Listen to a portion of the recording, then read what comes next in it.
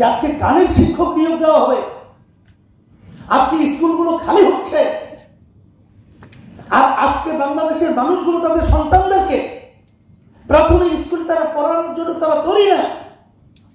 দিন আর দিন আমাদের বাড়ির সামনে প্রাইমারি স্কুল, ছাত্র নাই, ছাত্রী নাই, কোথায় যায়? এখন আপনারা বুঝেন না, বাংলাদেশের মানুষ কিন্তু ইসলামের পক্ষে মনের দিক থেকে, মানসিক দিক থেকে, সব দিক থেকে তৈরি হয়ে অপেক্ষায় আছে। আমরা যারা নেতৃত্ব দিচ্ছি, যদি আজকে আমরা তাদেরকে সঠিক পথে পরিচালনা করতে ব্যর্থ হই, ভবিষ্যৎ প্রজন্ম আমাদের যখন ইতিহাস রচনা করবে, তখন আমাদের ব্যাপারে কলঙ্ক ধিক্কারকারী ইতিহাস রচনা করবে।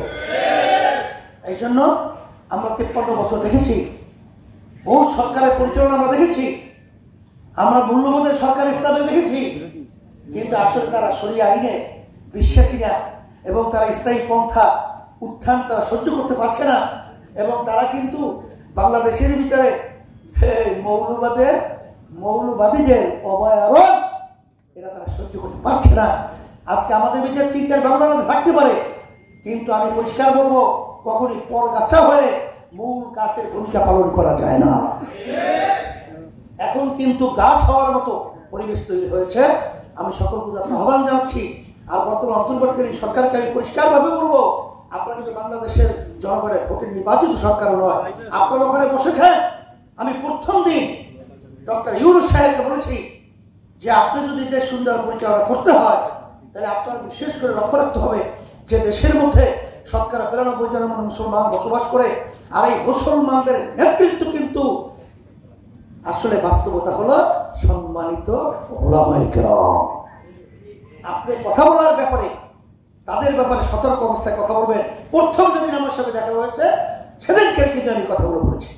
সেই হিসাবে আমি অন্তর্বর্তী সরকারকে বলবো যে পরিষ্কারভাবে আমরা বলছি, ধর্মীয় শিক্ষা ছোটবেলায় আমরা যখন পড়ছিলাম তখন হিন্দুদের শিক্ষক ছিল, আমার মুসলমানদের বাচ্চাদেরকে শিক্ষা দেওয়ার জন্য শিক্ষক ছিল, আমরা পড়েছি, আমরা দেখেছি।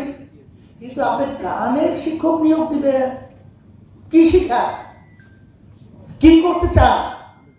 এই টাকা তো আমরা কামাই করে ঘরে পাঠাই, আর সেই টাকা নিয়ে আমাদের বাচ্চাদেরকে বেয়াদব বানাবেন, উচ্ছৃঙ্খল বানাবেন, চরিত্রহীন বানাবেন।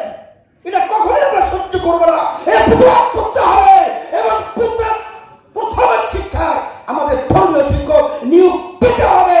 এটা যদি আপনারা ব্যতিক্রম করেন, তাহলে আমাদের বাংলাদেশের জনগণ ইসলাম প্রেমিক, ধর্ম প্রেমিক সবাই কিন্তু রাস্তা জানতে বাধ্য হব। কথা পরিষ্কার।